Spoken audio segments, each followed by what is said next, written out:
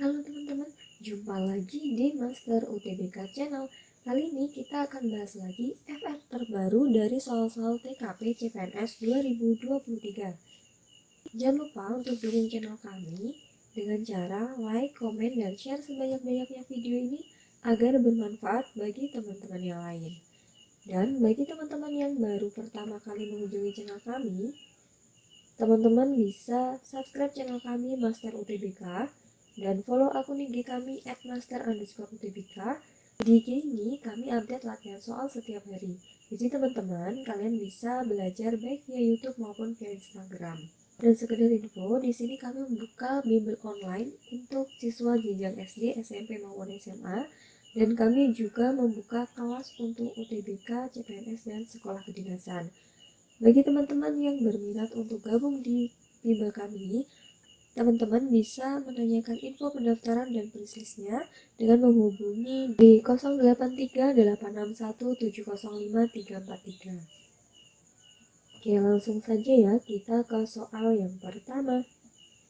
Anda dan tim Anda diberikan tugas baru oleh pimpinan, di mana tugas tersebut merupakan tugas yang lumayan baru dan belum pernah Anda kerjakan sebelumnya. Begitupun dengan rekan tim yang lain, mereka merasa kebingungan dan mereka semua juga belum memahami maksud dan cara mengerjakan tugas baru tersebut. Maka sikap Anda, kira-kira apa yang akan kita lakukan teman-teman? Apakah yang A, saya yakin bahwa para anggota tim juga dapat belajar sendiri untuk memahami cara menyelesaikan tugas baru tersebut? Yang B, saya mempelajari tugas tersebut lalu membagi pengetahuan saya kepada anggota tim yang lain. Yang C, saya akan meminta bantuan rekan kerja yang paling pandai untuk mempelajari tugas tersebut, kemudian menjelaskannya pada semua anggota tim. Yang D, kami mengerjakan bersama-sama tugas tersebut sesuai dengan pekerjaan kami. Bila ada kesulitan, kami akan menyelesaikannya dan mencari jalan keluar secara bersama-sama. Yang E, pimpinan yang memberikan tugas sebaiknya menjelaskan terlebih dahulu bagaimana mengerjakan tugas tersebut sebaik-baiknya. Yang mana nih teman-teman jawabannya?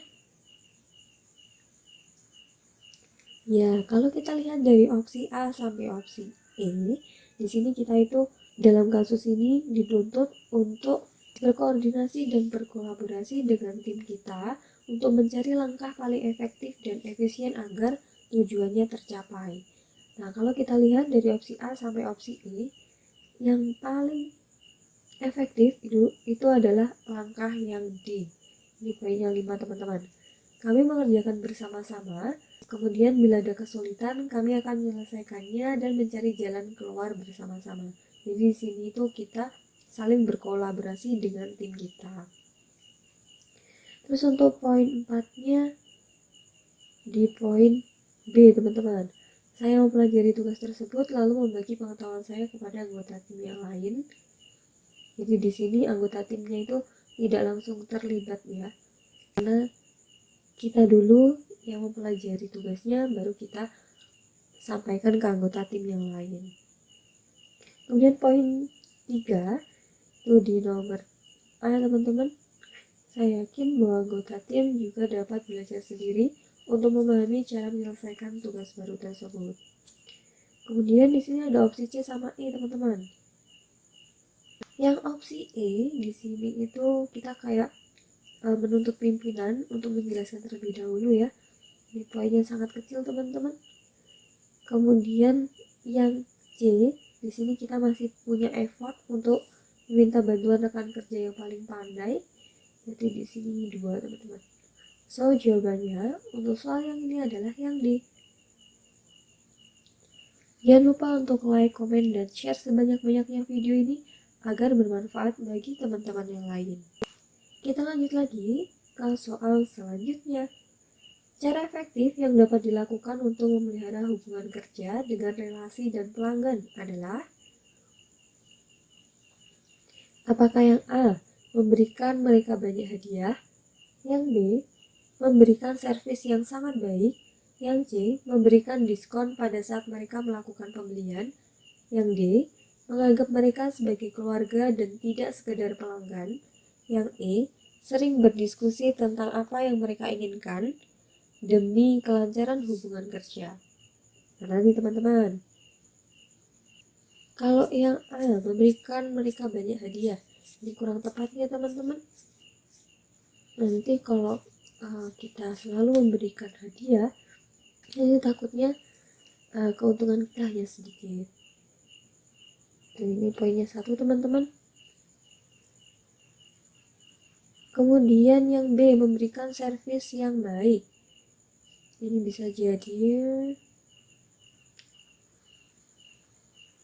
Kemudian yang C, memberikan diskon pada saat mereka melakukan pembelian. Ini hampir sama ya dengan yang A. Ini poinnya 2. Kemudian yang B tadi poinnya 3. Sekarang kita lihat opsi D dan E, menganggap mereka sebagai keluarga dan tidak sekedar pelanggan. Kemudian yang E, sering berdiskusi tentang yang mereka inginkan demi kelancaran hubungan kerja. Sekarang kita tinjau opsi D dan E teman-teman. Untuk yang D, menganggap mereka sebagai keluarga dan tidak sekedar pelanggan. Sedangkan yang E, sering berdiskusi tentang apa yang mereka inginkan demi kelancaran hubungan kerja. Nah, kira-kira yang bisa melihara hubungan kerja dengan relasi pelanggan itu yang mana? Nah, biar kita itu tambah dekat dengan pelanggan, sebaiknya yang kita lakukan itu yang E. Karena dengan sering berdiskusi, maka kita itu tahu apa yang diinginkan oleh pelanggan dan kita bisa melakukan servis yang paling baik untuk mereka. So, jawabannya yang tepat adalah yang E. Sedangkan yang D ini poinnya hanya 4 teman-teman. Anda bersama salah satu rekan kerja melakukan kunjungan ke kantor klien. Pada saat kunjungan tersebut, Anda melihat ada salah satu klien yang terlihat kurang profesional dan kurang cakap dalam perundingan kerjasama. Padahal, Anda perlu banyak informasi dan data mengenai program kerjasama yang akan segera disepakati. Sikap Anda pada situasi tersebut adalah,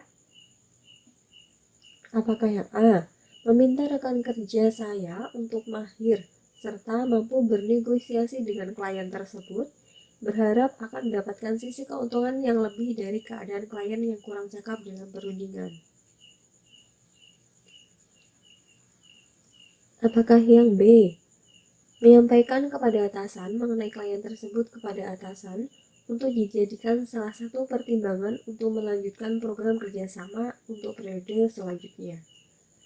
Atau yang C, membatalkan kesepakatan kerjasama yang telah dijalin untuk program yang telah terlanjur berjalan bisa diberikan kepada pihak lain dan saya akan menyarankan klien tersebut untuk mencari mitra kerjasama yang lain. Atau yang D, berusaha dan mencoba tetap mencari informasi penting meskipun saya yakin untuk membatalkan kerjasama dengan mitra tersebut.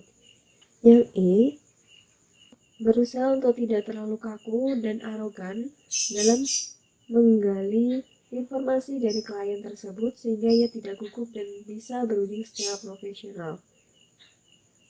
Yang mana nih teman-teman? Di kasus ini kita itu sedang bertemu dengan klien. Nah, salah satu dari mereka itu ada satu klien yang terlihat kurang profesional dan kurang cakap dalam perundingan. Nah, sikap kita untuk menunjukkan profesionalitas itu seperti apa? Kalau kita lihat dari opsi A sampai opsi E, yang paling tepat adalah yang E. Berusaha untuk tidak terlalu kaku dan arogan dalam menggali informasi dari klien tersebut, sehingga ia tidak gugup dan tidak berunding secara profesional. Di poinnya 5 teman-teman. Kemudian untuk poin 4, ini berada di B. Menyampaikan kepada atasan mengenai klien tersebut, kepada atasan untuk dijadikan salah satu pertimbangan untuk melanjutkan program kerjasama. Ini poinnya 4. Kemudian poin 3-nya di poin D teman-teman. Kita tetap berusaha mencari informasi padahal kita mau membatalkan. Kemudian poin 2-nya antara A atau C nih teman-teman. Poin 2-nya yang C. Lalu untuk poin 1-nya yang A. Untuk yang A ini, kita meminta rekan kerja saya untuk mahir serta mampu bernegosiasi dengan klien tersebut. Berharap akan mendapatkan sisi keuntungan yang lebih dari keadaan klien yang kurang cakap dalam perundingan. Ya, kita memanfaatkan kelemahan mereka itu kurang pas ya teman-teman. Jadi di sini opsi yang paling benar adalah opsi yang E. Kita lanjut lagi ke soal selanjutnya. Dalam bekerja, seorang mitra kerja sangat penting. Menurut pandangan Anda, seorang mitra kerja adalah? Menurutmu yang mana teman-teman? Apakah yang A, teman bertukar pendapat? Yang B, teman mengembangkan usaha? Yang C, teman untuk berbagi modal? Yang D, sebagai pengingat saat membuat keputusan? Ataukah yang E, sebagai pendorong untuk kemajuan? Yang mana nih jawabannya teman-teman? Yang paling tepat adalah yang A. Jadi di dunia kerja, seorang mitra itu bisa menjadi teman berbagi dan bertukar pendapat, baik dalam hal pekerjaan yang sedang dikerjakan atau dalam hal yang lain. So, jawabannya adalah yang A. Ini poinnya 5 teman-teman. Kemudian poin 4-nya itu yang E teman-teman, sebagai pendorong untuk kemajuan. Jadi di sini tuh mitra kerja itu memotivasi kita untuk bekerja lebih baik. Lalu poin yang 3 itu sebagai pengingat saat membuat keputusan. Ini poin 2-nya di teman mengembangkan usaha. Kemudian teman untuk berbagi modal. Ini 1. Jangan lupa untuk like, comment, dan share sebanyak-banyaknya video ini agar bermanfaat bagi teman-teman yang lain. Kita lanjut lagi ke soal selanjutnya. Menurut Anda, cara yang dapat ditempuh perusahaan untuk meningkatkan keuntungan dari penjualan produk adalah yang mana nih langkah yang paling tepat untuk meningkatkan keuntungan penjualan produk?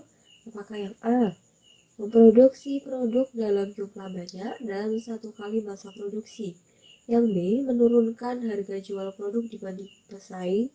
Yang C, memperluas jaringan? Yang D, membuat produk baru yang bisa bersaing dengan produk lain? Yang E, mencari bahan baku yang lebih murah dari yang ada di pasaran saat ini.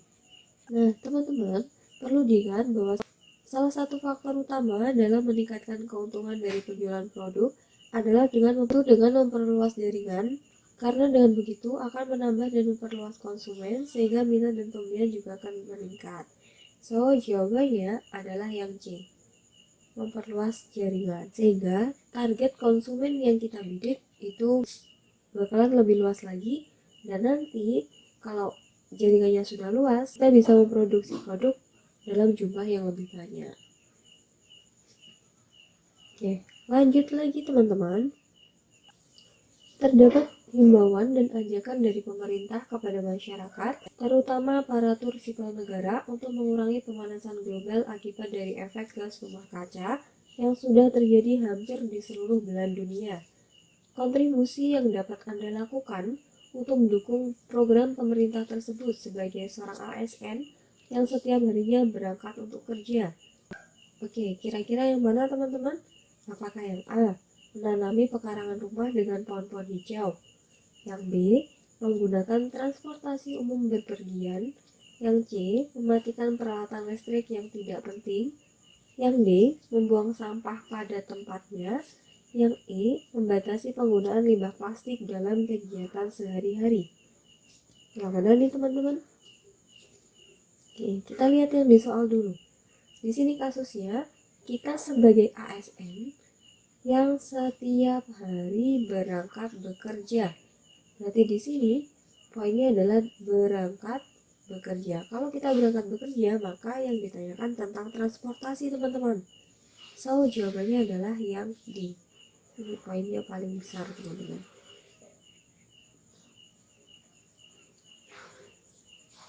Lanjut lagi ke soal selanjutnya. Kamu mempunyai keluarga di luar negeri dan hari ini salah satu dari anak keluargamu tersebut akan liburan di Indonesia dan dititipkan di rumahmu. Apa yang akan kamu lakukan untuk menjelaskan padanya mengenai keberagaman di Indonesia? Kita lihat dulu opsi jawabannya ya. Yang A, mengajaknya mengenal budaya dengan menceritakan sejarah di tempat-tempat yang dilewati. Yang B, mengajak orang-orang di lingkungan untuk memperkenalkan keberagaman kepada anak tersebut. Yang C, mengajaknya main ke tempat-tempat ibadah. Yang D, jadi wakil orang tuanya untuk mendidik dia tentang keberagaman. Yang E, menjadi perpanjangan tangan orang tua untuk mengajarinya tentang keberagaman melalui tindakan sehari-hari.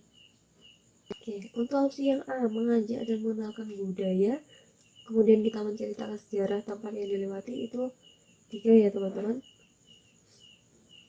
Karena ini tidak langsung berhubungan dengan kehidupan sehari-hari. Kemudian yang B, mengajak orang-orang di lingkungan buat memperkenalkan keberagaman kepada anak tersebut. Ini poinnya lebih kecil lagi teman-teman, 2. Karena kalau misalkan kita membuat event, itu biasanya hanya sekali saja.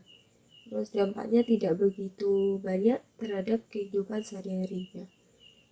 Lalu yang C, mengajaknya main ke tempat-tempat ibadah. Ini poinnya kecil sekali ya teman-teman, ini 1.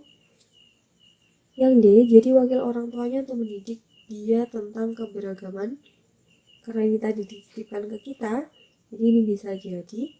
Kemudian yang E, menjadi perpanjangan tangan orang tua untuk mengajarinya tentang keberagaman melalui tindakan sehari-hari. Nah, kalau kita lihat dari opsi D dan E, poin yang paling besar itu di E teman-teman. Karena di sini langsung menyentuh ke tindakan sehari-hari. Gitu, jadi langsung ada implementasinya. So, untuk yang D ini poinnya hanya 4, sehingga jawaban yang paling efektif adalah opsi yang E. Jangan lupa untuk like, komen, dan share sebanyak-banyaknya video ini agar bermanfaat bagi teman-teman yang lain. Kita lanjut lagi ke soal selanjutnya. Saya memiliki tetangga yang sangat tidak saya suka karena sering membicarakan hal-hal yang buruk tentang saya. Kebetulan, bulan ini pertemuan RT di lingkungan saya akan diadakan di rumah orang tersebut. Apa yang akan kita lakukan kalau pertemuan RT-nya di rumah orang yang tidak kita suka? Apakah yang A, tetap menghadiri pertemuan RT tersebut seperti biasa? Yang B, tetap menghadiri pertemuan RT tersebut seperti biasa dan menggunakannya untuk mengklarifikasi semua cerita buruk tentang saya?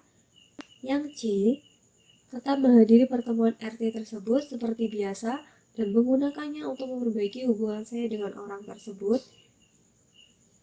Yang D, tidak menghadiri pertemuan RT tersebut. Yang E, hadir sebentar saja dalam pertemuan RT tersebut. Oke, kira-kira jawabannya yang mana teman-teman? Tuliskan jawaban kalian di kolom komentar ya. Untuk pembahasannya akan kita bahas di video selanjutnya. Dan jangan lupa untuk follow akun IG kami @master_utbk, subscribe channel kami Master UTBK, dan follow akun TikTok kami Master_UTBK.